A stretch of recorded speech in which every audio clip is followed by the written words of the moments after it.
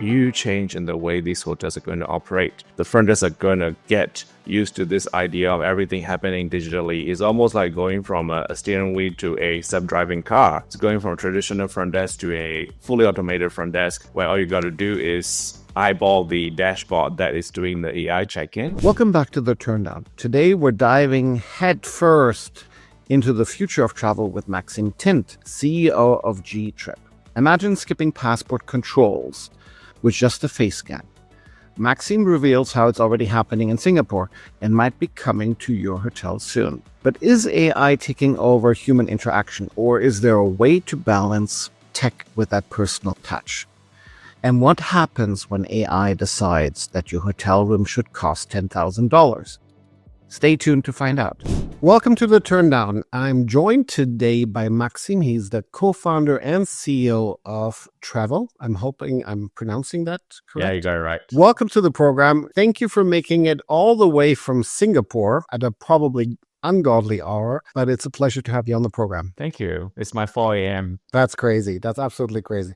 But you look fantastic. So why don't we get started with a typical question of the program, which has to do with what is, besides this podcast, keeping you up at night these days? This is technically stay at night and I'm up, so I think this qualifies. I am making sure we're doing the right kind of innovations and creating the right experiences for our customers and the clients of our customers. Your business is in the, industry of making paper identification needless, if you will, right? Using technology to manage check-ins, to manage guest registration, guest identification, if you will. Something that we've been all wanting to happen for some time, but it hasn't yet been broadly adopted. What are, in your opinion, some of the biggest hurdles for this industry to move from, much paper check-in to paperless or even contactless check-in? That is a handful. I think an easier way to put that would be we're trying to bring the front desk to the cloud. It is happening. That is a process of history that is taking place as we speak, but we're just trying to accelerate it one hotel at a time. And you're in a destination that has embraced technology more so than any other country. I mean, I've heard of Singapore being the first adopters of digital check-in and even boarding, if I'm not mistaken. Yes. One of the very interesting experiences when I just came back from an overseas trip, actually just a few weeks back, flew back from LA to Singapore, and the immigration clearance did not need me to take out my passport from the backpack. Just came through, the gates scanned my face automatically, and boom, I'm in. And this is happening today, no longer science fiction, at the immigration, at the hotels, if there are customers digitally checking in, getting into their rooms. So let's talk about this in more details. So I'm a traveler. I'm arriving in Singapore. Mm-hmm. I can basically walk through immigration. Is that fair? Mm-hmm. Yes. There's no human officer to stamp or sign or verify as long as your data is in the database. You have a valid residency or you're a Singaporean citizen. And the facial recognition verifies this and the gates open. You're in. The whole process took 3 seconds tops. That is amazing. And is it Changi Airport in Singapore? Which is one of the most amazing airports if you've ever been. I've had the fortunate experience to connect and arrive in Singapore.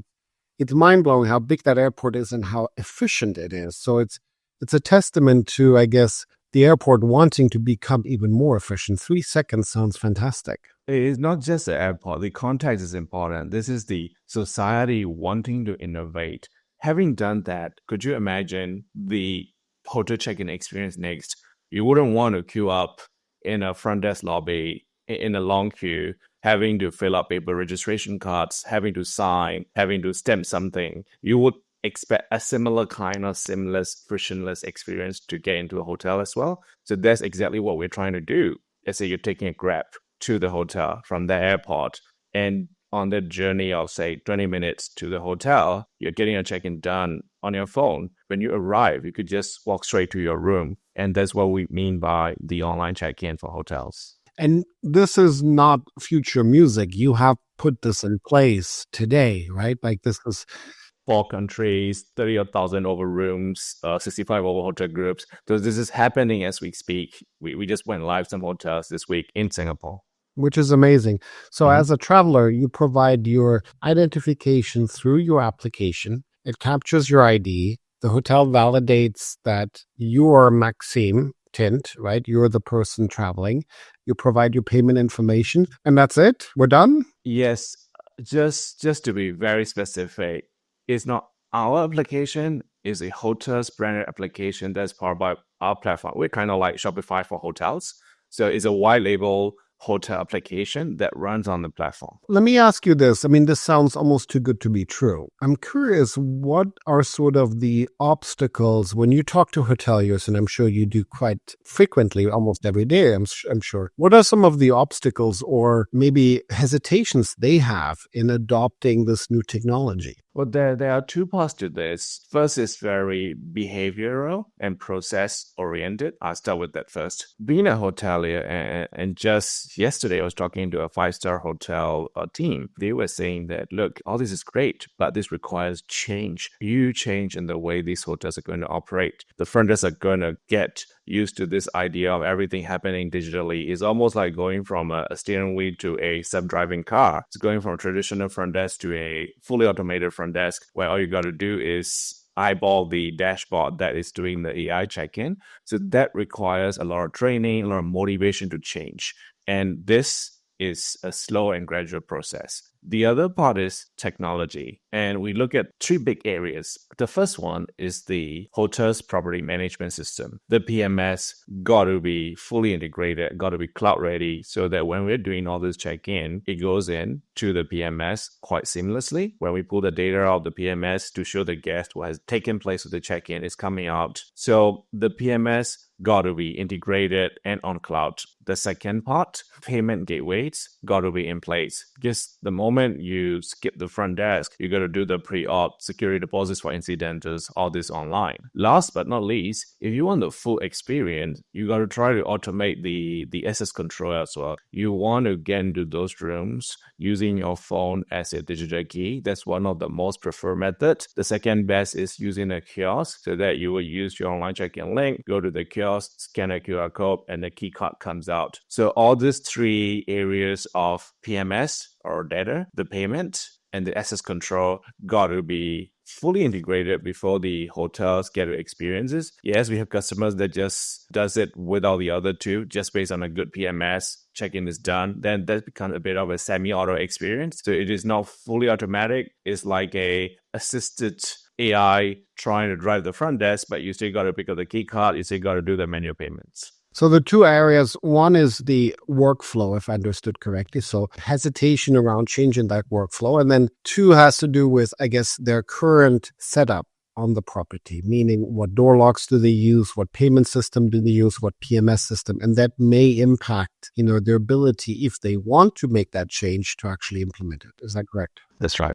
What's the role of governments, right? Because here in the US, for instance, the government is actually advancing from a security perspective the use of digital facial recognition. I can enter the US based on my picture. I can board a plane based on my face, if you will, right? Because the US government is supporting advancement when it comes to biometric controls from a safety and from a security perspective. So from your perspective, I'm curious how you see government helping drive some of that innovation. Driving innovation is the important word. So when the government leads by example and do certain things like immigration doing digitally, it sets the tone that, look, this is okay. And this could be done for other industries as well. Some countries and geographies do it more aggressively than others. I was in the US, and one phrase that got me pretty intrigued is that when I went through the border control, there's a phrase that specifically says that you have the rights to opt out of this, and a human officer will come and verify you. instead if you're not comfortable. So that means that, and that sets a tone, make no mistake, every small little detail matters. That means that the government is saying that you should innovate. We are innovating. But if you don't want to innovate, that's okay too. We fully respect your decision and the privacy. That is how the pace is going to be. And in certain markets, I was seeing the other extreme where innovation is mandatory. And this is the only way to check in. This is the only way to go through immigration. I would conclude that some countries drive it a little bit harder than the other countries, but generally, innovation for the good reasons with the right kind of safety and security privacy is generally good.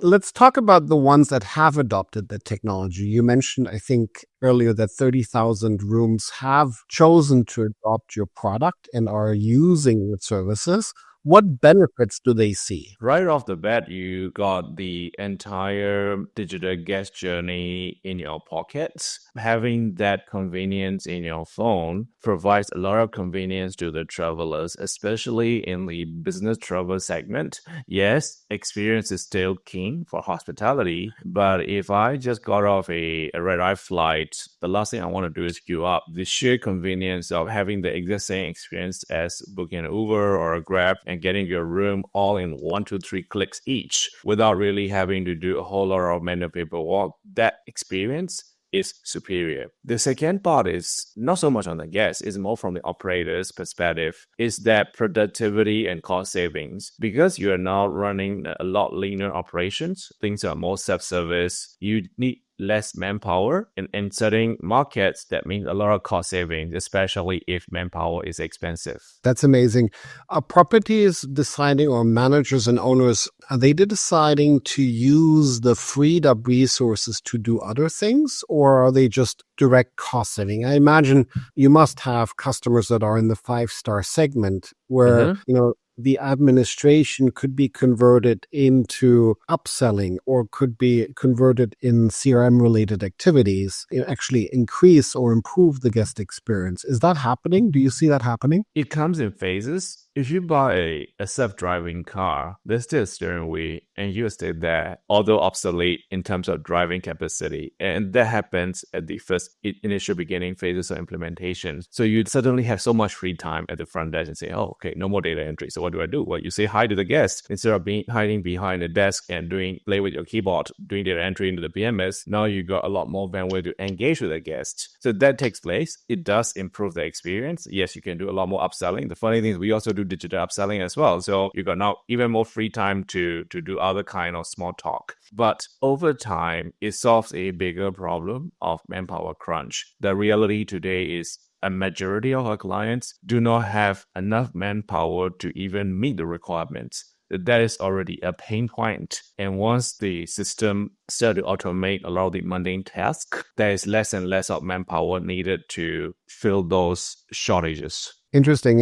I want to talk about a very specific use case, and I'm curious whether biometric and ultimately your technology can help address some of these issues. Hoteliers often face the situation that every time a guest stays with them, a new profile is being created. And we're talking about, because guests use different platforms, use maybe booking.com, maybe use the Expedia, maybe they book directly on the property's website, ideally. But in all three cases, chances are a new guest profile is being created.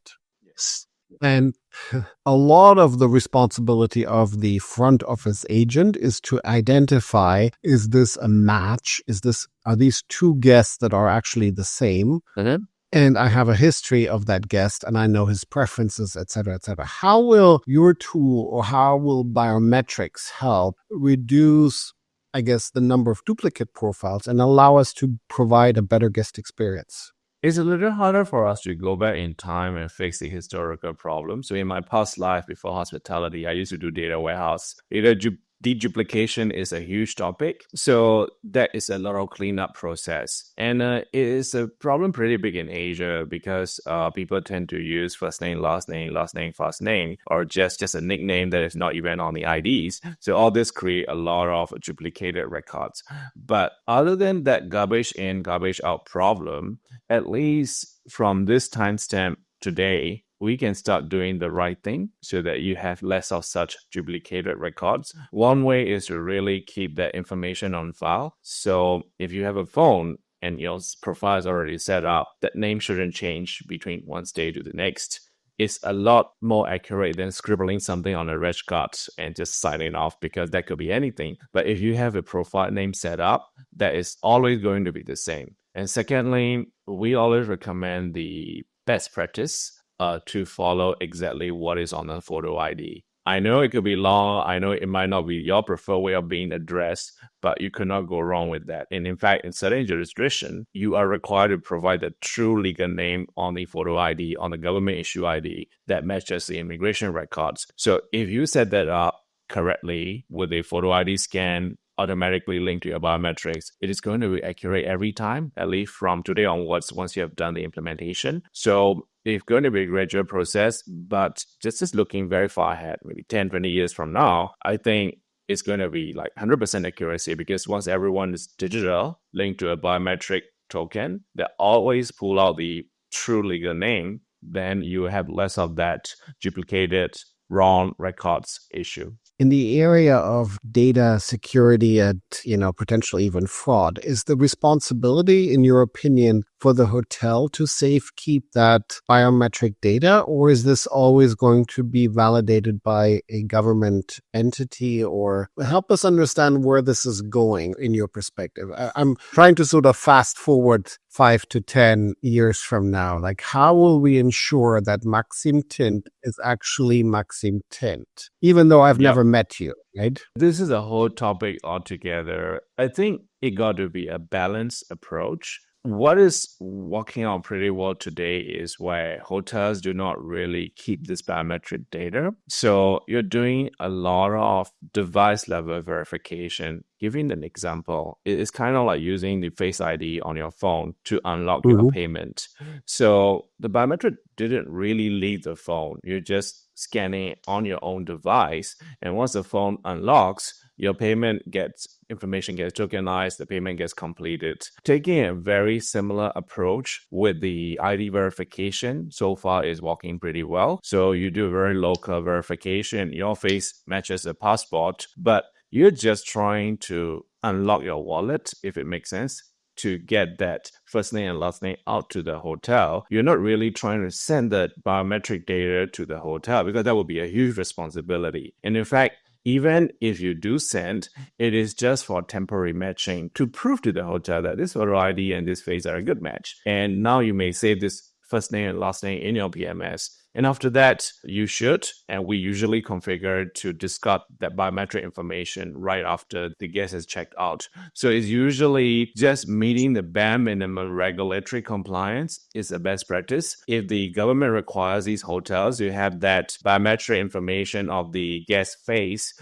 during the check-in and check-out duration, you should keep only that. So we advise the hotels never keep more than what you're legally required to do. I wish I could get rid of my passport for travel. I've never misplaced an actual passport, but I think in my numerous travels, I've had gate agents destroy my passport. I don't know if you remember the time when they were actually scanning the passport in the keyboard, and they were basically swiping it from left to right.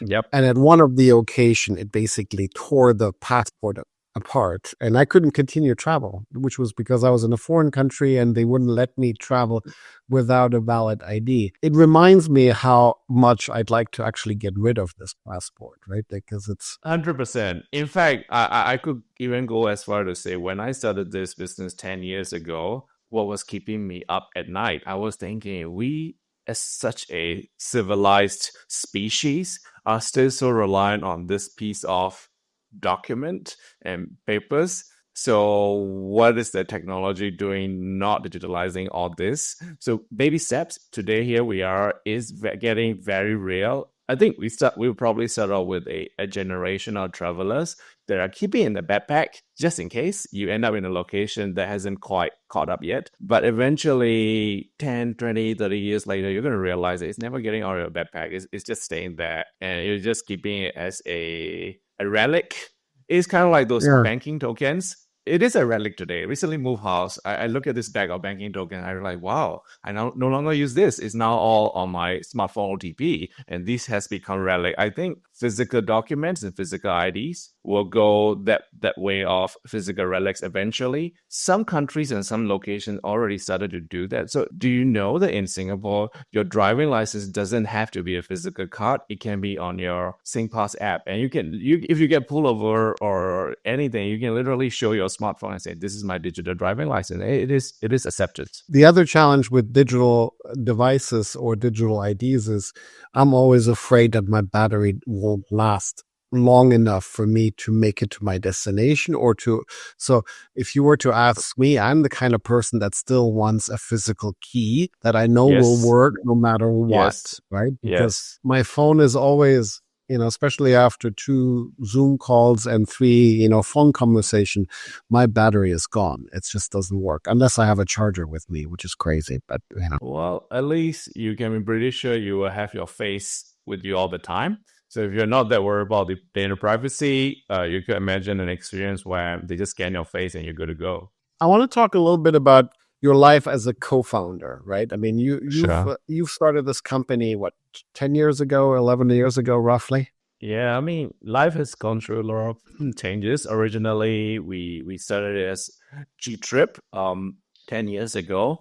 But today, after going through quite a lot of changes, brandings is known as Trevo today. And it's been a pretty interesting journey, to say the least. It must have been.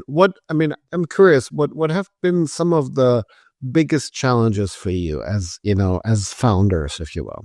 Yeah, you're never quite sure if this is the right way to go for both the company and the industry. Imagine the first customer. You have no reference customer. You have no mature product. And if the customer asks, so which other hotel is using this? Basically, the brewer says, well, you're going to be a guinea pig. And we're kind of testing out. We're not even sure if this is even legal. So having all the uncertainty and just trying it out was probably the most difficult part of that founding journey. So getting that first customer was, in your perspective, the hardest part? And the second hardest is probably scaling that. So getting that from 1 to 10 to 100 customers, that is hard because you can't just, you could copy paste the same process, but that is not scalable. So then you got to get to a point where you are building a team, a process, an organization to do this at scale. That is hard. Because I thought building a product is hard, but building an organization is even harder. Let's go back to that initial customer. Clearly, that initial customer has to take a leap of faith. Yes. Right? I'm not sure if you remember it, but I'm curious what convinced that initial first customer to take that leap of faith. It was a perfect storm. There was a good government grant going on for innovations.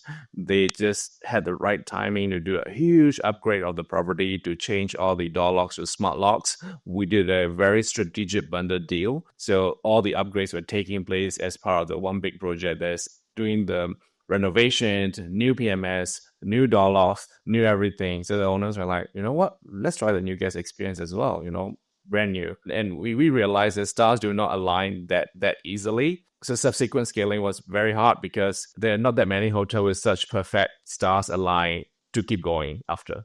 But you needed that for that initial win, right? Yes, that's why it took so long for us to even get to the scale we have today, because each project, each implementation is like pulling teeth. That's so exciting. I mean, congratulations. That is, finding timing is a big component to success, right? At least in my opinion, right? So yes, to your point, the stars did align and that helped you that initial, first win, important, critical win from which you can work on scaling.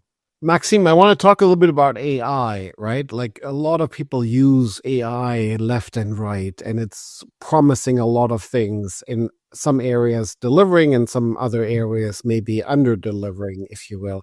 I'd love your opinion around what it will do to your product, to guest experience, maybe in 5 to 10 years. But, maybe let's start with how you're using it today in your product. I've started to see that this is a little overhyped at this point. The past year, I haven't got gone to a conference that did not mention about AI. And that's ironic because we've been doing computer vision verification since 10 years ago before AI was cool. What is real is a lot of non-generative AI use is already happening, such as computer vision, voice recognition, verification using AI. That is very real and ingrained as a core part of the processes today. The newer stuff is more on the generative side of things. So when we say generative, the AI is creating something for you, maybe new content, new messages, and think of a guest experience where you're doing digital concierge, and this generative AI is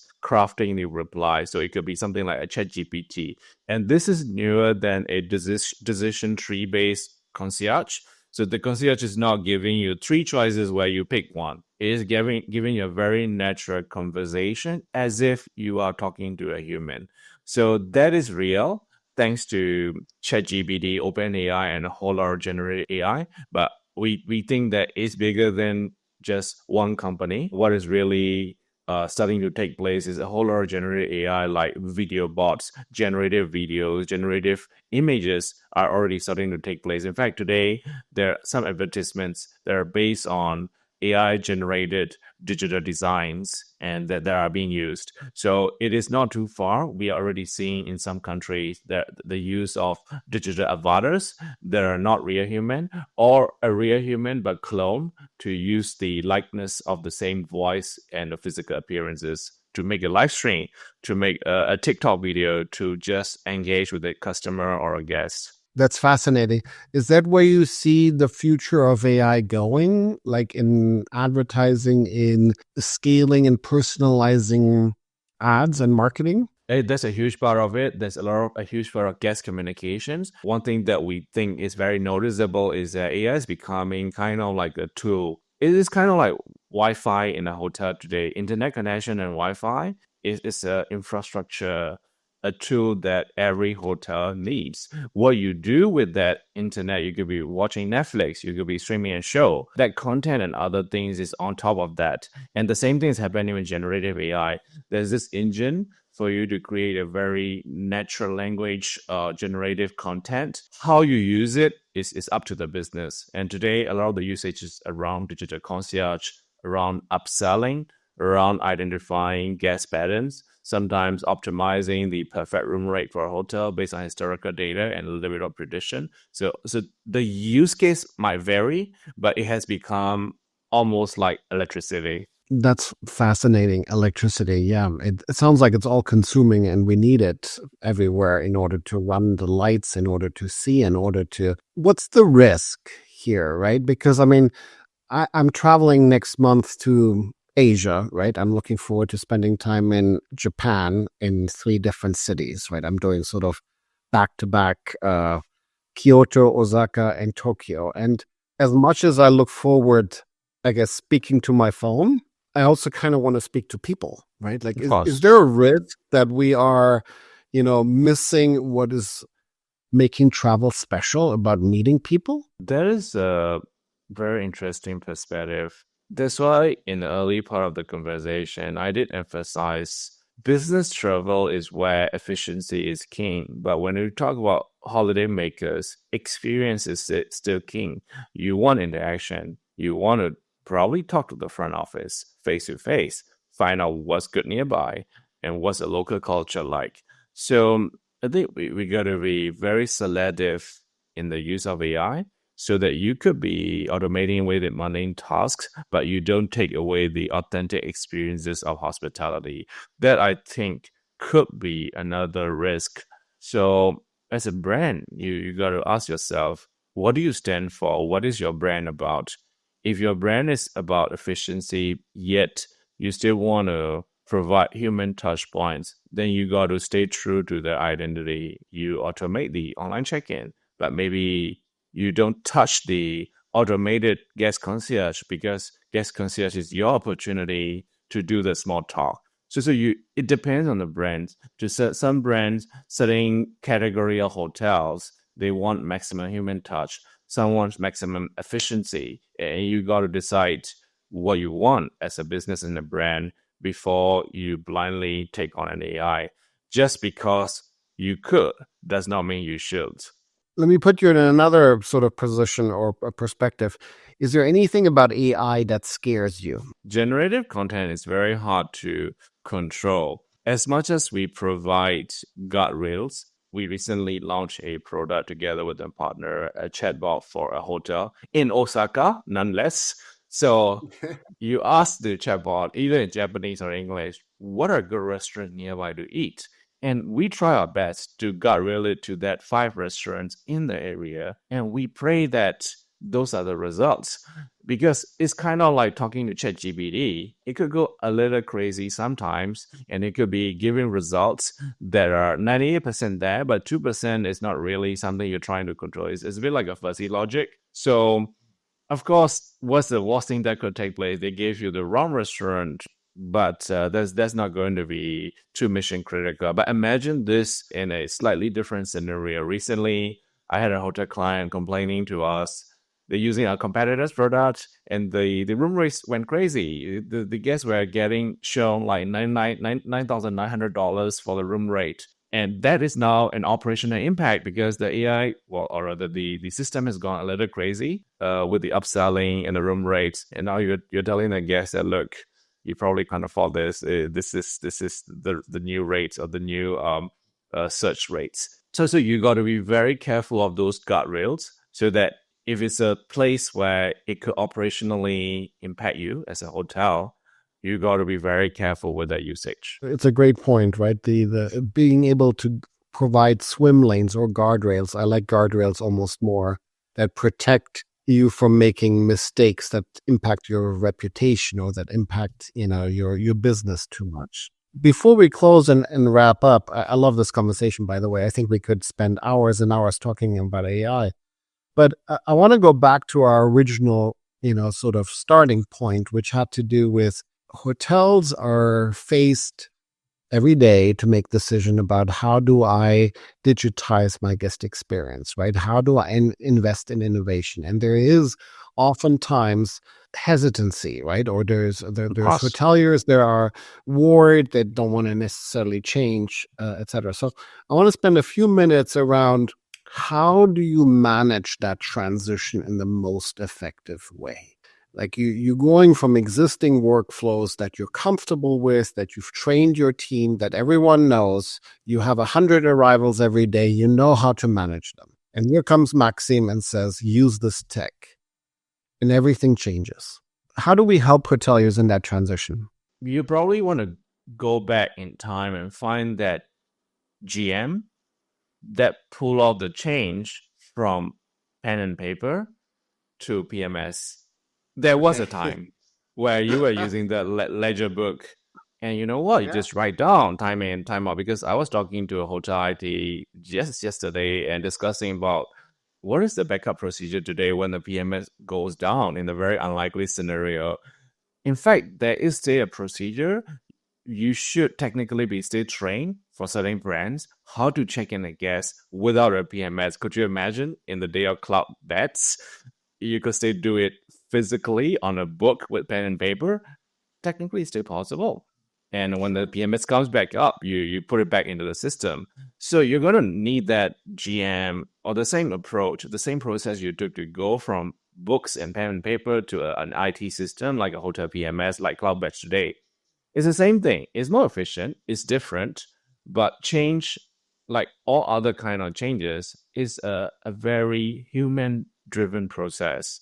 It could be very top-down, where the owner or the CEO of a group say, we have this vision. We're going to be digital. We're going to be carbon neutral by 2030, and this is what we're going to do. And if it's top-down, then you got to execute that vision all the way to the operational level, down to each front desk officer, front office manager who is trying to check in a guest. So that change management got to be very intentional. It needs to be aligned. So the front desk got to think that this is to make their life easier, not to replace them, not to make it more complex. So you got to find the right products that are aligned. And at the same time, what I notice is that there could be white elephants. If you're just buying a software product, subscribe to it and pray for the best. But the most successful and highest utilization implementations I've seen are the kind where the owner or the GM is very hands-on. They are almost intentional in wanting this. They want this so desperately that they even put it as part of the compensation plans and KPIs and say, hey, look, if you got high utilization, these property and the staff are going to get rewarded for their behavior. So what that translates to is a hotel staff that's pulling guests aside, plucking them out of the queues and say, come here, let me show you how to skip this queue. Take out your phone, scan this QR code. Here's how you do the online check-in. Off you go. You're welcome. So the moment you do that, you have this highly motivated team of disruptors who are disrupting the guys who wants to queue the traditional way and telling them that, look, our hotel has a better way than doing this. Let me show you. So once that takes place, you have very high adoption and you have a successful change management, not from ledger books to PMS, but more from traditional queuing at the front desk to an online process. I discovered a few years ago that every country in Asia has its own super app. Sometimes it's not only one super app, it's sort of like two, three, right? Yes. Per country. And if you will, these super apps are almost like operating systems. You have your identity in there, you have your life in there, you have your payments in there, you have your bank in there, your dates, your groceries, everything is in there, right? Your life is there. Is the super app ultimately the ultimate concierge that will manage our travel and guest experience in hotels as well? It is definitely a digital wallet that could ease the transition process. So if you already have a super app, if you do a mini app on top of the super app just to do your hotel specific things, it's a lot easier because you already have the payment on file, you already have the profile on file, and in certain cases you already have even have the driving license or government ID on file. But that is no longer exclusive to Asia. Today, you take out your iPhone in Canada, on the US. Sure. You surely have your Apple Pay linked with some kind of credit card. In certain places, you also have some kind of government. Singapore, you could have a government issue ID on your SingPass app that's on your phone, not a super app, but you could have a small little apps that could do a very similar thing when combined together. So my answer will be whether you have a super app or not. It's just a way you organize the information. Even if you don't have a super app, the fact is that all this information is already digital. If you could string along all these right pieces of information, like the right payment, the right government ID, you can already achieve all this automation quite easily. Even for, let's say, a hotel, and you want to complete a hotel check-in, guess what? You're in a country or a market that does not have a super app, but there does not need to be a super app. That information is already somewhere on the cloud on your phone. So you just got to make sure they are properly connected and pull off to send to the BMS or the hotel and complete the transaction. Maxim, it dawns on me that I may get rid of my passport, but I will not get rid of my phone and my digital wallets. And definitely I will still not the cloud. Definitely not the cloud. Yeah, I will still have to travel with some phone in on me, and if I lose it, it's just as bad as losing the passport. It's probably worse, if you will. I want to wrap up with, I guess, a more positive note. We opened the podcast. What keeps you up at night? But I want to hear from you. You know, what lets you sleep easily? What gives you comfort? I'll probably share a little bit, not directly related to this business. So when I started on this transformative journey of technology changing lives, I also had this realization that it is affecting jobs and human lives. So one very specific incident I remember was that after implementing the online check-in and the brand app, I talked to the front office team that has shrunk from what used to be 5-6 people in a huge lobby, ground floor. They move up, became much smaller, just like 2 people left. And I was talking to them. Wow, much smaller upstairs now. Where the rest of your former colleagues? And she replied, well, what do you think? You guys implemented the whole digital check-in and digital keys thing. They're gone. it dawned on me that sometimes, even with the right intentions, technology could disrupt jobs, lives, and families. And then I thought of a way to do something about it. So I got involved in this nonprofit association called Tech Talent Assembly. And our mandate is purely to drive the lifelong employability and lifelong learning. So what we do is we have about 6,000 members today, mostly out of Singapore. And what we do is that we make sure these people, jobs, lives, and the skill sets are upgraded and protected. At the very least, if you're a front office and you're going to lose your job, we want to make sure that there's a way to place him or her back to, oh, you know what? Don't worry, we have a PMS company that happens to be hiring a tech role, but with the former hospitality, former front office experience, boom, you got a job. We, of course, could not do it for everybody, but at least there is a network of professionals in tech. Well, it's not just hospitality, cross vertical, because the other realization is not just hotels going through the transformation. The entire industries are going through this transformation and inevitable job loss, and we got to do something about it. So we very proactively took steps to form, grow, and drive this nonprofit association that's really taking care of workers now. It is a professional association that is not a union, but hey, you know what? We look out for each other and do what we can to drive that employability. So at least I could sleep a little better at night. Not just at the business level, but also at a personal level. You know, sometimes you do leave behind a legacy, and you don't want that legacy to be about disrupting jobs. You want it to be about making positive change, yet taking care of the people. Maxim, there's no better way of wrapping up this conversation. Thank you so much for sharing your insights, your experience, your story in this podcast. I look forward getting to meet you in person at some point. And in the meantime, wishing you all the best and have a great morning to Singapore. That brings us to the end of yet another episode of The Turndown. Huge thanks for all of you for listening. We hope you enjoyed the conversation. Of course, this podcast wouldn't be possible without the amazing team behind the scenes. A massive shout out to the producers, Paula Carrero, Linda Pajai, Lana Cook, Ricky Sherman, and Ailey Fakuhasen for the incredible research and pre-production work always keeping us on track. To Paulo Sanchez, thank you for your stellar audio editing and for making us sound so good. And finally, thank you to Ying Liu for her organizational talents and keeping the season on schedule, literally. Remember to subscribe wherever you get your podcasts and follow us for updates and bonus content. Until then, take care and stay curious.